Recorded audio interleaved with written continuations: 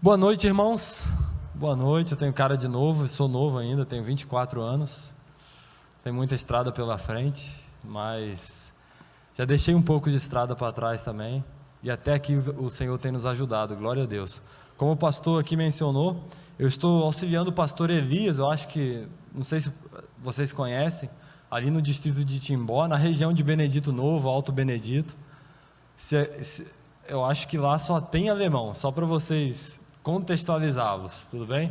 Só tem alemão lá. Tem dois anciãos da nossa igreja que eu acho que eles são assim estritamente o estereótipo de alemão. É incrível, é incrível. Aquela ali é minha esposa, Lisiane, e a amiga dela, Jennifer, eu acho que todos conhecem.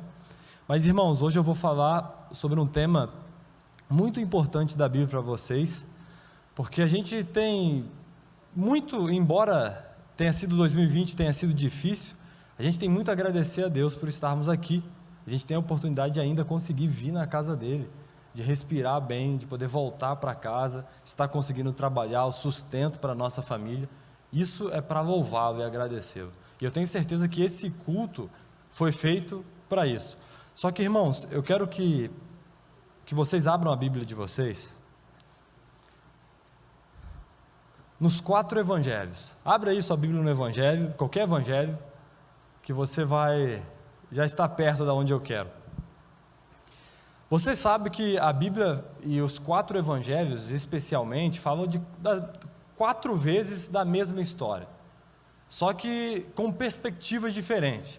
Por exemplo, se determinada pessoa de determinada profissão entrar aqui na igreja, o músico ele vai ressaltar esse piano aqui, né? Ou uma pessoa que mexe com eletricidade, ele vai olhar para a elétrica da igreja, né? Com ar-condicionado e assim vai indo. Cada um vai exaltar o seu ponto de vista, a sua cosmovisão, né? Aquilo que ela está acostumada a fazer.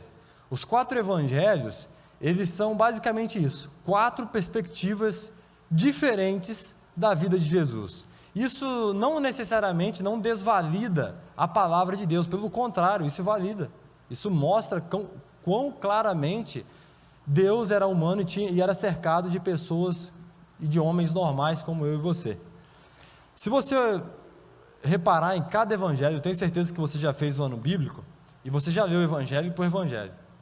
E se você ir reparando, você vai entrar no evangelho de Mateus, você vê que o evangelho de Mateus ele é um evangelho totalmente escrito para quem? Vamos ver se vocês... Para que tipo de pessoa? Você que já leu. Primeiro verso do evangelho, se você for em Mateus capítulo 1, verso 1, ele vem falando assim, ó, o livro da genealogia de Jesus Cristo, filho de Davi, filho de Abraão. Isso aqui está remetendo a quem? Aos judeus. Aos judeus, está falando assim, ó, Jesus é um judeu e o Messias prometido. Ele descende desses caras aqui, ó, Abraão e Davi, simplesmente os 2 homens mais importantes da nação judaica. Um evangelho escrito para judeu, não é à toa que Levi e Mateus era um judeu. E ele já começa com uma genealogia para falar assim, não, esse livro aqui, ele é judeu mesmo. E você vai indo, você vai encontrando semelhanças muito grandes de Jesus com o povo de Israel. Por exemplo, no verso 15, você vai ver que ele fica no Egito, o verso 15 do capítulo 2, ele fica no Egito até a morte do rei Herodes. Quem que estava no Egito? O povo de Israel. Se você vai indo para frente, você vai ver mais semelhanças. Depois que ele sai do Egito, o capítulo 3 já começa com a pregação de João Batista e Jesus sendo batizado. E depois que o povo de Israel sai do Egito, ele passa pelo Mar Vermelho. E Paulo, lá na carta de Coríntios, vai falar que esse passar pelo Mar Vermelho foi um batismo. Isso é incrível. As 2 semelhanças. E você continua, você vê que depois do seu batismo, Jesus ele vai para onde? Para o deserto ficar 40 dias. E o povo de Israel foi para o deserto e ficou 40 anos. Você está vendo aí? E não só isso.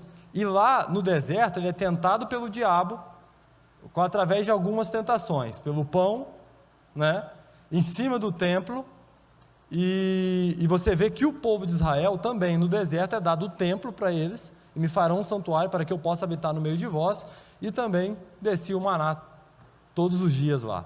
Então há semelhanças muito grandes, não só nesses evangelhos, mas você vai rodeando. Eu vou até indicar uma leitura para você aqui, ó. Você que gosta de ler, eu gosto muito de ler, eu e a minha esposa a gente lê. Esse livro aqui, ó, O Reino de Ponta Cabeça. Eu só não vou passar aí para vocês por causa do Covid. Eu não estou com Covid, eu acho que não. Mas gravem aí, ó, O Reino de Ponta Cabeça.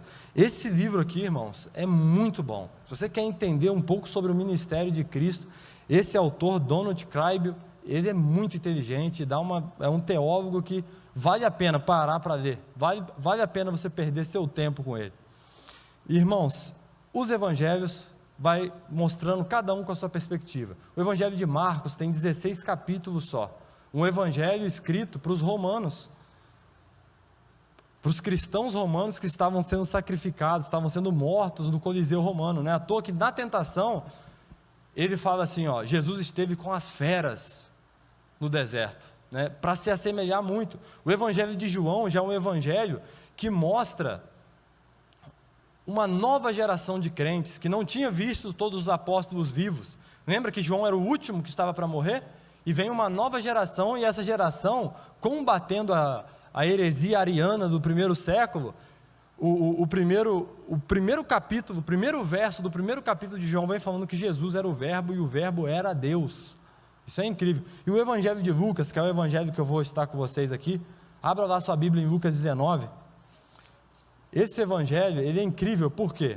Porque ele trata das pessoas rejeitadas da sociedade. Por isso que eu trouxe esse livro aqui, porque esse livro fala muito sobre isso, das pessoas rejeitadas da sociedade. Lucas 19 é uma história bem conhecida, vem falando também de uma pessoa que era rejeitada da sociedade. À semelhança do evangelho de Mateus, o evangelho de Lucas começa com uma genealogia. Na verdade não começa, mas ele tem uma genealogia. E diferente do evangelho de Mateus, o evangelho de Lucas não termina ou começa com Abraão e Davi, mas ela termina lá em Lucas 3,38 falando assim, Adão, filho de Deus, mostrando que o pai do povo de Deus não era Abraão, o pai dos judeus, ou seja, institucionalizando uma nação, mas sim Adão, que era o pai de toda a humanidade. Então, o gentio e o judeu merecem a salvação. O gentio e o judeu, a prostituta, né, o cobrador de impostos, todos esses tipos de pessoa, as pessoas rejeitadas. Em Lucas você vê isso o tempo todo. Você vai lendo Lucas, você vai vendo isso. E Lucas capítulo 19 vem contando a história de Zaqueu, irmãos. Acompanha comigo aí, leia comigo. Lucas 19, verso 1 fala assim, ó. Entrando em Jericó, atravessava Jesus a cidade. Se você ler todo o evangelho, você vai ver que era a última vez que Jesus estava passando por Jericó, indo a Jerusalém para a sua morte. Jericó ficava aproximadamente 27 quilômetros, 30 quilômetros ali de Jerusalém. E era a última vez que Jesus estava passando por Jericó para poder morrer. Depois a gente tem a entrada triunfal dele em Jerusalém, e ele de fato é sacrificado e cumpre o que fora dito, né? E é interessante, irmãos, que se você notar, se você já leu o Desejado de Todas as Nações, se você leu mesmo aqui os evangelhos, você vai ver que as pessoas com poder aquisitivo alto moravam na cidade de Jericó. Não é à toa que a gente tem a história de um publicano, um cobrador de impostos morando em Jericó. Ali no Desejado de Todas as Nações vai dizer para a gente também que os oficiais romanos, todas aquelas pessoas que tinham de certa forma uma relevância ou uma importância na sociedade romana, moravam em Jericó. Então era uma cidade pequena, tinha muita coisa, muito problema, muita gente com poder aquisitivo alto, e Jesus estava passando por ali. Não é à toa que em Marcos, quando Bartimeu, estando em Jericó, ele grita para Jesus, Jesus, tenha compaixão de mim, os discípulos pedem para ele ficar quieto. Por quê? Porque ele estava dando, o Bartimeu estava dando uma característica messiânica para Jesus, e fazendo isso, ele estava brigando, se assim eu posso dizer, confrontando a nação, o Império Romano ali. E isso ia ficar muito complicado para Jesus, por isso que os discípulos pedem para ele permanecer em silêncio. E é interessante que o verso continua falando que Jesus estava entrando em Jericó e atravessava a cidade, e o verso 2 fala assim, ó, eis que um homem chamado Zaqueu, maioral dos publicanos e rico. Irmãos, muito interessante isso daqui. Por quê? Quais são as características até o momento que a Bíblia dá para Zaqueu? Um homem chamado Zaqueu, como? Olha lá, lê comigo. Maioral dos publicanos e ricos. Se você que não sabe, publicano é cobrador de impostos. Ele era qualquer cobrador de impostos? Sim ou não? Não, ele não era qualquer cobrador de impostos. Ele era o maioral dos publicanos. Ou seja, se tem 50 cobradores de impostos sentadinhos aqui, ele é que dava as instruções. Ou seja, então, Zaqueu tinha uma reputação a zelar. Ele não era qualquer pessoa, ele era o exemplo desses homens. Ele era o que mostrava como que se faz, entende? Então, o fato dele andar na rua, ele devia ter vários discípulos, que ele mostrava como fazia, como arrecadava o dinheiro, como roubava o dinheiro, porque isso ele fazia. E a Bíblia faz questão de ressaltar que ele não era só o maioral dos publicanos, mas também era rico. E o verso 3, se você continuar comigo aí, vai dizer assim, ó: ele procurava ver quem era Jesus, mas não podia por causa da multidão, e por ser ele de pequena estatura. Aqui a gente vê uma contradição. Pelo menos eu fico me indagando. Como que Zaqueu, por que ele procurava ver quem era Jesus? Qual era o motivo dele procurar ver quem era Jesus? Primeiro, a cidade de Jericó era uma cidade pequena, muito provável, Jesus chegando com a multidão ali, todo mundo ficou sabendo, e Zaqueu teve curiosidade. E uma outra possibilidade é a seguinte: Zaqueu era judeu. Se ele era judeu, ele conhecia as profecias de Isaías, que mostravam que viria um Messias, e todo mundo estava chamando Jesus de Messias. Ele conhecia as pregações de João Batista. Lembra? João Batista, o precursor de Jesus, dizendo que o reino de Deus estava próximo. E ele procurava ver quem era Jesus, só que tem um problema. Mas ele não podia por causa da multidão e por ser ele de pequena estatura. Ele tem dois problemas aqui, irmãos. Primeiro, a multidão, e o outro é porque ele era pequeno. Mas imagine comigo, irmãos, a multidão, ela não consegue tomar decisões importantes. Muitas vezes, quando você toma uma decisão em grupo, você toma uma decisão errada. Quantas vezes a gente já não viu histórias na televisão, vídeos no YouTube, de pessoas que tomaram certo tipo de decisões no impulso, porque outras pessoas disseram para ela que eram assim, se tornaram homem e mulher massa, sabe? Muitas vezes chega aquela fake news para você, e você assume como verdade absoluta, e pronto. Por quê? Porque já está todo mundo falando, está todo mundo comentando, e aquilo se torna uma verdade. E a multidão não deixava Zaqueu ver a Jesus. Eu fico imaginando, é óbvio, né? Zaqueu, um cobrador de impostos, judeu, traiu o seu povo para poder cobrar impostos para Roma. O que essa pessoa queria? Rejeição. E o que acontece? A multidão, eu fico imaginando a multidão cercando Zaqueu com o propósito de não deixá-lo ver a Jesus. Mas eles mal sabiam que eles mesmos seriam os mais beneficiados se Jesus se encontrasse com Zaqueu. Por quê? Porque não mais teriam impostos, e logicamente, eles não teriam mais que pagar impostos, pelo menos para Zaqueu, que era o chefe, o maioral dos publicanos. Você entende? A multidão é cega e ela não consegue ver, e muitas vezes, vou fazer uma aplicação, nós de dentro da igreja fazemos parte da multidão que anda com Jesus, que come o peixe do milagre de Jesus, que come as coisas que Jesus faz, que dorme junto com Ele, mas não vive uma vida relevante com Jesus Cristo. A gente vem para a nossa casa, a gente vem para a igreja, volta para a nossa casa e continua um relacionamento com Deus barato, um relacionamento barato, um relacionamento sem relevância. Se faz essa pergunta, será que a minha vida com Deus, será que o meu cristianismo é um cristianismo relevante? Será que eu vivo um cristianismo relevante? Se faz essa pergunta, que eu acho que que você vai refletir e vai mudar. Você vai refletir e vai mudar. E muitas vezes a gente faz parte desse grupo. Só que o que acontece? O verso 4 vai dizer assim, ó: então, correndo adiante, subiu a um sicômoro a fim de vê-lo, porque por ali havia de passar. Irmãos, nesse verso 4 aqui, eu já vejo muita coisa que Zaqueu já estava convertido. Por quê? Lembra que a gente leu há pouco que ele era o maioral dos publicanos e ricos?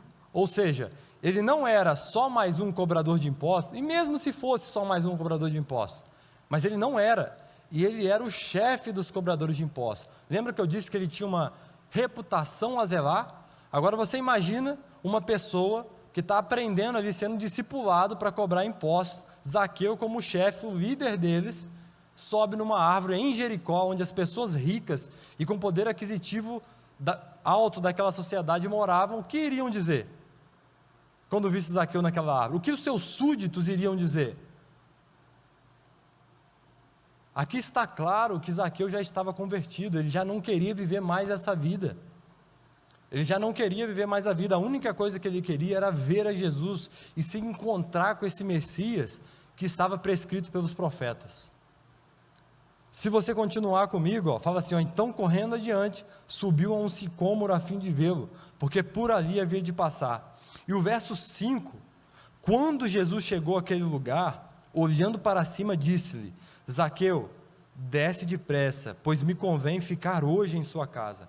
Irmãos, esse verso 5, Jesus ele não dá somente uma resposta para Zaqueu, entendendo que todo o evangelho de Lucas é um evangelho para os rejeitados, ele se contrapõe a todo momento com as respostas que os fariseus davam para as pessoas, entende? Por exemplo, chegava uma prostituta, o fariseu falava, pecadora. Chegava um aleijado, o fariseu falava, pecador.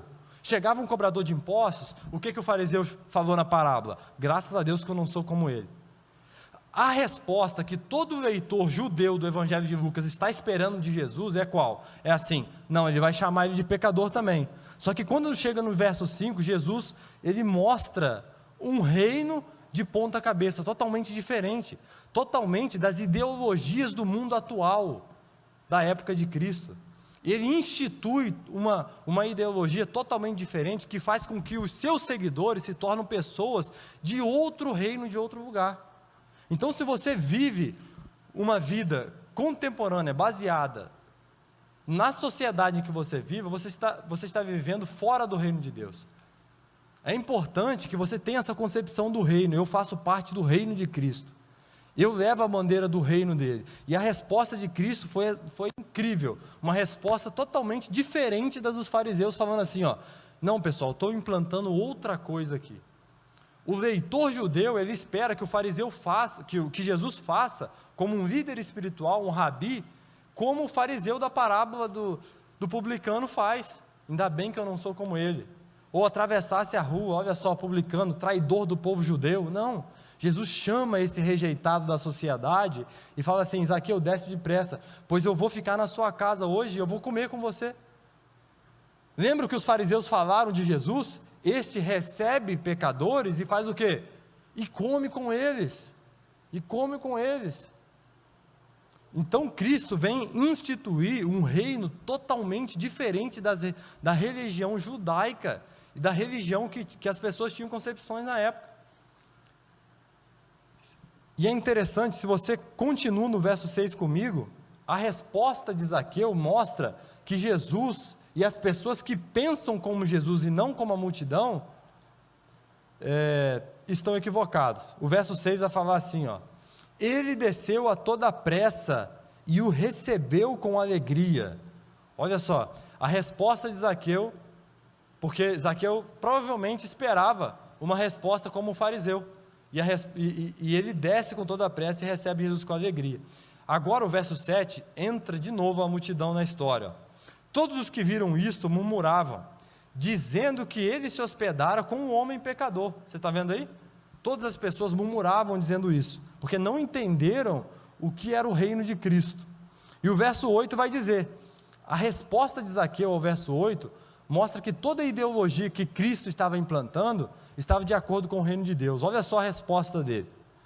Entre mentes, Zaqueu se levantou e disse ao Senhor, Senhor, resolvo dar aos pobres a metade dos meus bens, e se em alguma coisa eu tenho defraudado alguém, restituo, quantas vezes? 4 vezes mais. Isso aqui é incrível, irmãos, porque se você analisar comigo, Zaqueu, se ele roubou alguém, ele restituía 4 vezes mais. E se ele tivesse 2 milhões de reais no bolso, ele ia dar 1 milhão aos pobres. Isso mexe no bolso dele, entende? Se você comparar a história do jovem rico e de Zaqueu, é Lucas 18 e Lucas 19. O jovem rico, ele chega cheio de teologia, entende? Ele chega cheio de teologia para Deus e fala, ó, eu já estou fazendo tudo. Eu não mato, eu não roubo, eu não isso, eu não aquilo, eu estou bem. Só que quando Jesus pega na fraqueza dele, que era o bolso, ele cai. Ou seja, ele chega cheio de teologia, mas cai na prática. E quando Zaqueu vem com uma fraca teologia, estava roubando, provavelmente tinha uns homicídios escondidos, estavam fazendo coisas erradas, mas é aceito no reino de Deus, porque aceitou. Porque aceitou. Em Lucas 18, Jesus fala assim, ó, no verso 24, ó, vou ler com vocês, Lucas 18, ó. E Jesus, vendo-o assim triste, o jovem rico, disse: quão dificilmente entrarão no reino de Deus os que têm riquezas, porque é mais fácil passar um camelo pelo fundo de uma agulha, do que entrar um rico no reino de Deus. Só que aí, Lucas 19, um capítulo depois, a gente tem um rico entrando no reino de Deus. Um rico entrando no reino de Deus. O que essa mensagem quer nos dizer, irmãos? O que essa mensagem quer falar para a gente? É incrível que a atitude de Zaqueu faz com que ele entre no reino, mas mais do que a atitude dele, foi a atitude de Cristo para salvá-lo, porque o que é impossível ao homem é possível para Deus. Em outro evangelho, quando os discípulos ouviram isso da boca de Jesus, que como dificilmente os ricos entrariam no reino dos céus, eles se alegraram. Só que aí depois disso a gente tem a história de Zaqueu, mostrando que o que é impossível ao homem é possível para Deus. As ideias impulsiona nas suas atitudes. As ideias que você adquire são impulsionadas na sua atitude. Por exemplo, Zaqueu entendeu as ideologias de Cristo e isso foi mostrado na prática. Porque o jovem rico vivia uma religião barata, não vivia uma religião de amor, entende? Se você vai no verso 9, continuando no verso 9, que é um dos últimos aqui, vem falando, ó, então Jesus lhe disse: hoje houve salvação nesta casa, pois que também este é filho de Abraão. Você está vendo que Jesus, ele enxerta Zaqueu no reino de Deus, na suposta nação escolhida, na suposta nação santa, que era a nação judaica. Ele fala, ó, este é filho de Abraão, esse é dos nossos também. E o verso 10 vem falando assim, irmãos: porque o Filho do Homem veio buscar e salvar o perdido. Todos nós nos encaixamos nessa classe de perdidos. Muitas vezes a gente faz parte também da multidão, o povo judeu, o povo da igreja que anda com Cristo, que come com Cristo, que dorme com Ele, mas não conhece o reino que Ele veio implantar. Só que Zaqueu, muito mais do que essa multidão, e até mesmo dos discípulos, porque muitos discípulos entenderam o que era o reino de Deus, depois que Jesus Cristo já tinha morrido, entenderam o que era o reino de Deus. E vem Zaqueu nesse momento, no seu momento da sua conversão, foi aqui, e ele entende o que é o reino de Deus. E é muito provável, irmãos, que depois daqui, ele vá com Jesus até Jerusalém e veja Jesus morrer. É incrível como o reino de Deus é bonito. Irmãos, porque o Filho do Homem veio buscar e salvar o perdido. Todos nós, um dia, nos encaixamos nessa classe de perdidos e aceitamos o reino de Deus, e aceitamos a Jesus como nosso Salvador.